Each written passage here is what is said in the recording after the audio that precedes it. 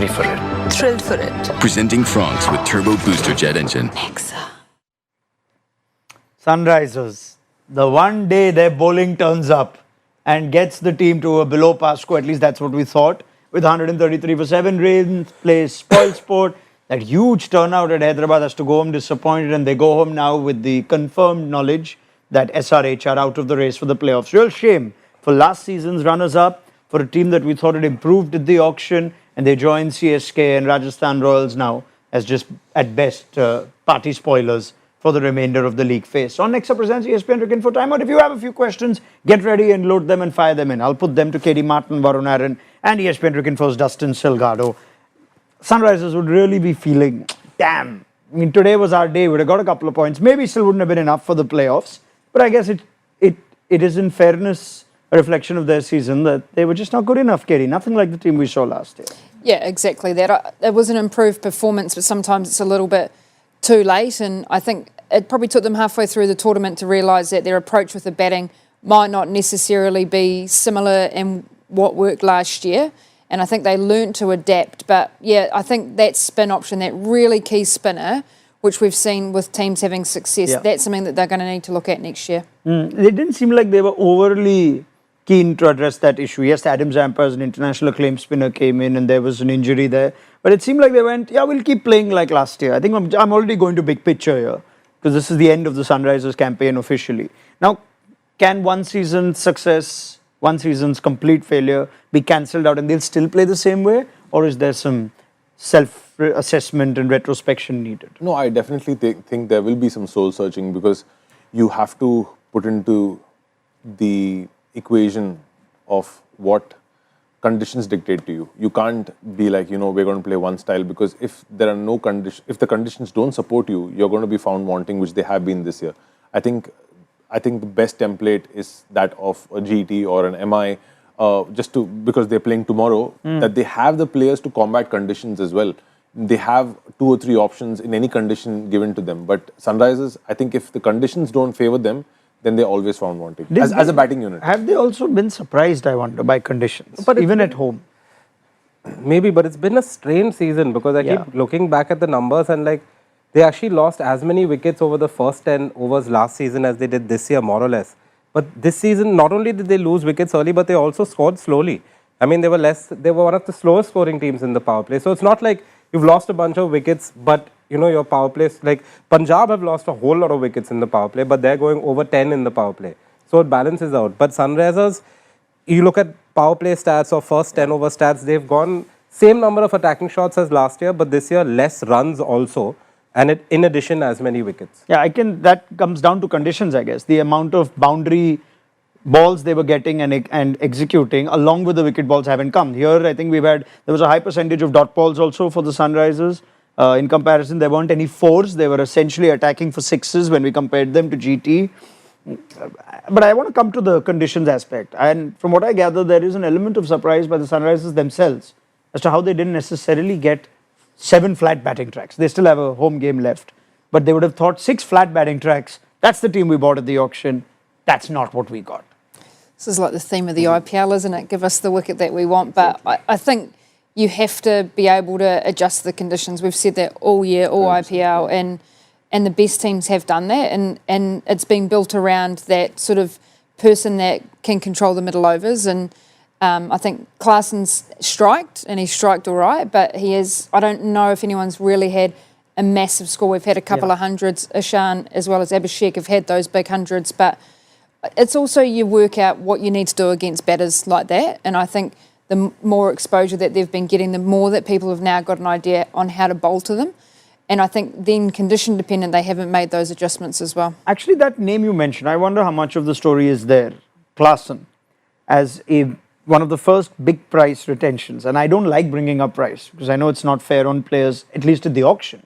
But at a retention, it's certainly come as a result of a negotiation. And while Travis Head's returns have also not been like last year, as is Abhishek, we've still seen shades of it. In some ways, Klaassen, along with Nitish Reddy, I'm not saying no, has Klaassen been the biggest disappointment? I don't know if he's been the biggest disappointment. I don't know, sometimes the way that the team sets up, you need players, like he needs the game to be set up in terms of a way that he can really take a toll. And at times he's come in a lot later in the innings, and then other times he hasn't necessarily been able to, I guess, dominate as much as we would have liked. I don't think he's had like a middling season. I don't think he's had a poor season. Yeah. The other thing is, I feel that if you just see traditionally the most successful batting lineups, how they're structured, they have somebody in the top three who can counter a difficult situation or say a good spell of bowling, But all their top three are going to just come out swinging from the hips from ball one. They're very similar style of players. They're not guys who want to absorb pressure. They want to put pressure back on the bowler. That's how they play. And if you can't have the same style of three players up top. If it's great conditions, bowlers have say a GT versus Suryavanshi day. You can blow them out of the park and stuff like that. But it's not going to work in 14 games of the IPL. So three lefties who play a similar bang or bust kind of a style of play is difficult. You got to have one guy. If you see, all teams have one guy in the top three who can play conditions, but they didn't have anybody in the top three. I mean, I saw that stat just before this one where Klaasen's season is summed up. Yeah, I can see Katey's point. It's a middling season because he's got starts in a lot of games. And we brought up the numbers where he actually has faced a decent amount of balls. But that's the thing. He's had 21 to 40s. He's had 7 entry points in the first 10 overs. So he's actually come in a lot earlier than last season. Of course, in tough situations where the team's 3 down, 4 down. Yeah. But he's had a lot of time to kind of get used to conditions. And he hasn't always been able to accelerate. The other caveat to this season of Klaasen is, last season he was always coming in when the team was way ahead of the 8 ball. And there was not much pressure. He could just go from ball one without thinking of the consequences because already more often than not, Travis Head and Abhishek Sharma was sending them off to a flyer. So coming back to how GT are playing their middle order this year, there's not much pressure on the middle order and there wasn't much pressure on Klaasen. Last year, this year, he obviously is in a situation of rebuilding more often than not. All right. I don't mean to just dump on one player. It's not one player that wins or loses the IPL for you. But some soul searching needed, as Varun said, and we'll come to a detailed Sunrisers review once we see the rest of their league close out. They'll also have to discuss auction retentions and releases and whatnot. But maybe we'll touch upon that a little later. For now, the Delhi Capitals. Would they, if you told them going into Hyderabad today, that you're only going to get one, you're not going to get 2 points, they would have thought that's going to hurt us. But at halftime, if you tell them you're going to get 1 point today, would they feel like, yeah, we'll take it? If you're a player that likes to look at the weather app, I think they probably would have been, I think they, at the halfway mark, they definitely would have taken that 1 point. But it was a 2-point game because we sort of already had close games. Punjab have got, I guess, that one extra point as well. So what DC's move to 13 becomes that, I guess, that shootout between both of those sides when they do come up against each other. But I guess having 1 point ahead is better than probably the position they would have been in if that game had eventuated. There are a lot of things that happen as a result of this now, folks. One, Delhi Punjab, for at least for some practical purposes, could turn out to be a knockout. And that's the game coming up at Dharamshala. So Punjab Kings, Delhi Capitals. Second point, regardless of what happens in that fixture, is now the net run rate equation is not completely irrelevant for Punjab Kings. Delhi also have a split point. And if Punjab and Delhi find themselves on the same number of points come the end of the league stage, they will have to be deferred on the basis of net run rate. That sets things up very nicely for what it's worth. But Delhi have a tough run-in. They still have to play GT, they still have to play MI. Both away. Tough one, especially the one against Punjab, the Himalayan hit out, which... Are you going for that game? I would have loved to. Oh, but I'm going to Ahmedabad then. Anyway. What can they, on a serious note, now this has become, you have to play every game like a semi-final or like a playoff. And what we saw today from Delhi, change in batting order, comments we made at halftime, can those be undone? Or have they committed to something new? What do they need to get right? If they want stability in this batting lineup, send KL Rahul to open. He's going to solve all your problems. No, because if they're going to play around with openers, might as well put in the most experienced opener as an opener. Because they've put in Karun. I don't think it's fair on him because they've really moved him up and down the order quite a lot.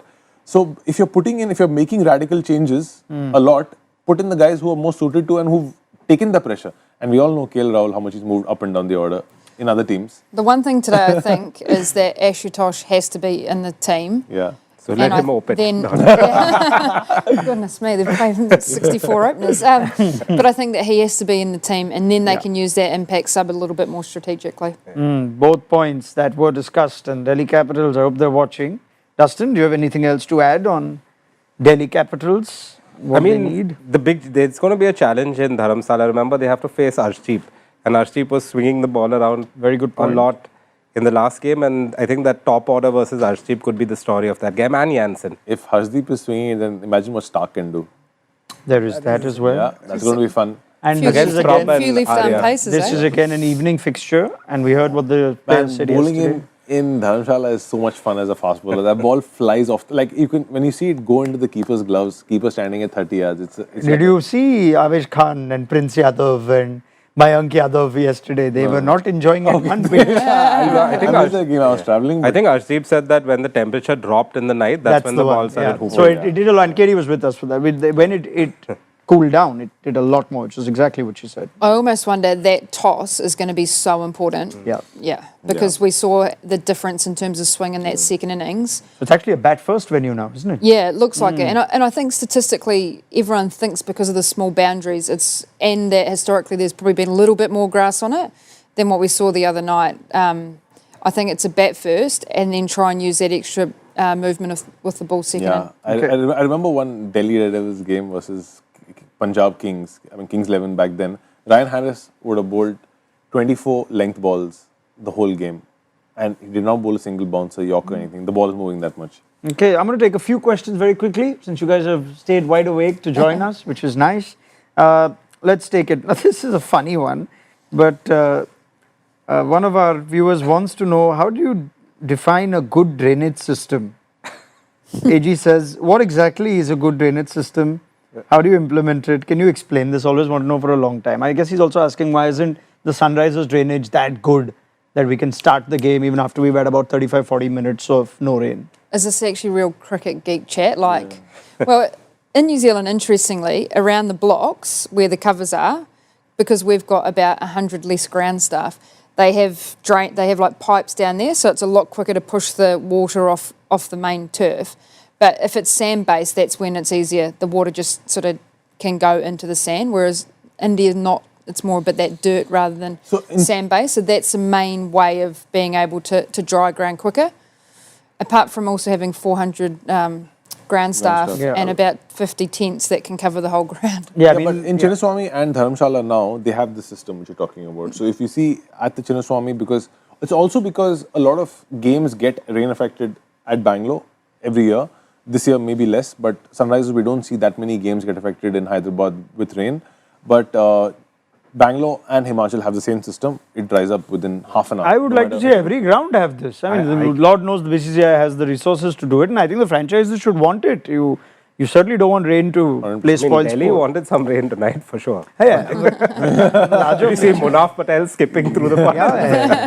He was blocking some of the water. I can hear our Sri Lankan correspondent Andrew Fidel Fernando shouting from Sri Lanka, just cover the whole ground, just cover the whole ground. Yeah, and Gaul they do it man, within seconds. But I think no matter what you do about covering the whole ground, there is also the challenge of then removing water on the covers and all those things. So I think there has to be a proper system. Yeah, a 2025 relevant system which takes the human element out of it. Let's hope we get there someday. Chinnaswamy, you say, has it, and Dharamshala has it. Okay, very good. What else? There are a lot of questions on the big picture Sunrisers thing. I mean, I'm happy to take it now, but it's late. We can save it. We still have a few Sunrisers games to go, so we can hold on to that for a little bit. Jayant is saying SRH should look to swap Kishan and Tilak Verma. Because he's from... Tilak is a local boy, and Sunrisers have tried for him in the auction that MI got him. Why doesn't he just call up Mumbai Indians and say swap Tilak Verma? I mean, I would ideally say nobody is going to MI is not going to release any of those boys. Chance. However, Kishan is a beloved MI boy and all that. Then if he was beloved, he would have still been there. Not that beloved. I have an idea though for Sunrisers. What about them going after Digvesh Singh Rathi? I know you'll say LSG won't release him, but he's on 30 lakhs at LSG. If he wants to go back into the auction, Katie was talking about how you need that quality spinner. Somebody like that at Sunrisers? Yeah, I think that's an option. Who knows what's going to happen at the end of At the this season. stage, there is a likelier chance Vishnoi will enter the auction than Radha. But the thing is that's called an investment, right? A lot of teams might not have bid for him. They bid on him, and that's called return on investment. Why would they let him go into the auction again? So, a little bird around the world just tells me that Rathi, Vipraj Nigam, and I think Zishan Ansari were all clubbed in the same set of the uncapped spinners at the auction. Yeah. And they were all on the radar of multiple franchises, including Sunrisers.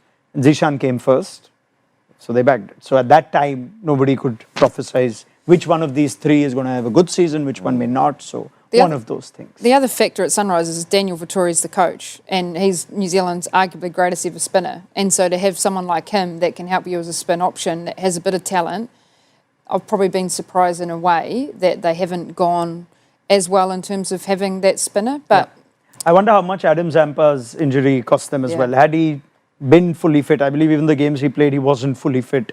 And they just couldn't nurse him back to fitness and they decided to let him go home.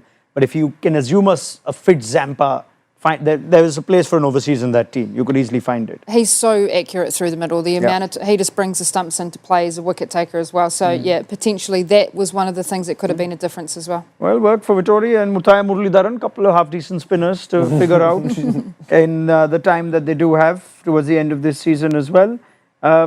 Rishikesh asks on the KL Rahul point, does opening with Rahul actually solve the problem?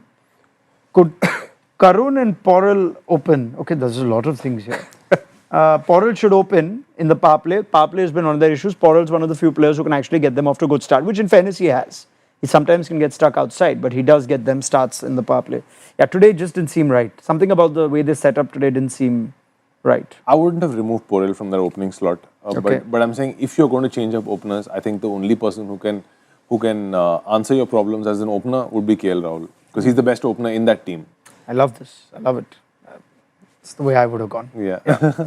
I also noticed today, actually, I forgot to bring that up on the halftime show, that Ishan Kishan took the gloves ahead of Heinrich Klaassen. Geez, Which I don't think has how happened. good was that catch? Yeah. Yeah. The one, yeah, it was outstanding. Are they sort of already setting plans here that Kishan might be our future keeper batter and No, I found it really odd for Kishan not to keep, because if you're an Indian player who wants to get back into the national side, you would be pleading Klaassen that please give me the gloves. I want to keep and I want to bat together, because that's what the Indian team will look for from Ishan Kishan, you know. Yeah, I just think they've gone with the better outfielder, perhaps. Yeah, I think so. Yeah. I mean, I'm assuming Kishan's a better outfielder than Klaassen is. Klaassen looks awkward in the outfield. Kishan is a decent outfielder. I think Kishan's that's a decent probably the outfielder. reason. Yeah. So there is that. But yeah, I mean, it's fair point for Kishan's own prospects. Yeah. I mean, Heinrich Klaassen can't be a bad outfielder. Yeah, I don't. But yeah. All right, little things, but I guess that's all we can pick on really, because it's been a disappointing season, unfortunately, for the Sunrisers. And that is that for the Delhi Capitals. This is going to be fun. You know what? Before I leave you guys, you should tell me what you think of the Delhi prospects of making the top four now. Katey will be with us tomorrow, so I'll still ask her. But Varun Aaron, I think, fingers crossed, I should have you back on this couch. But there may be other factors that summon you.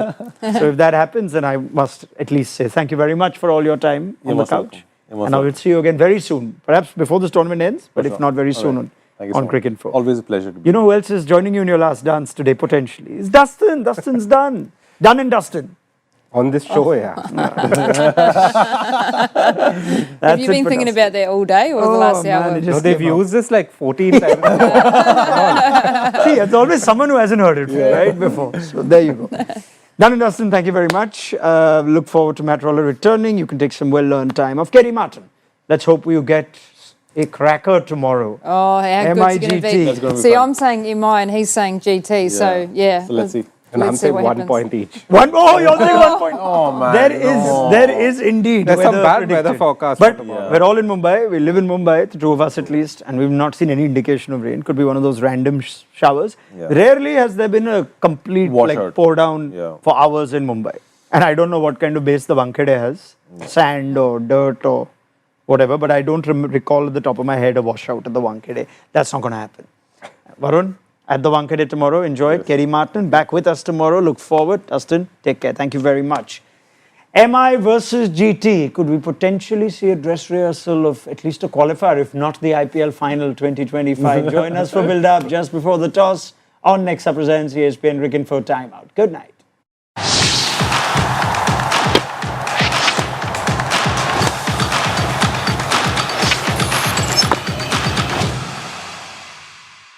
Ready for it. Thrilled for it. Presenting Franks with Turbo Booster Jet Engine.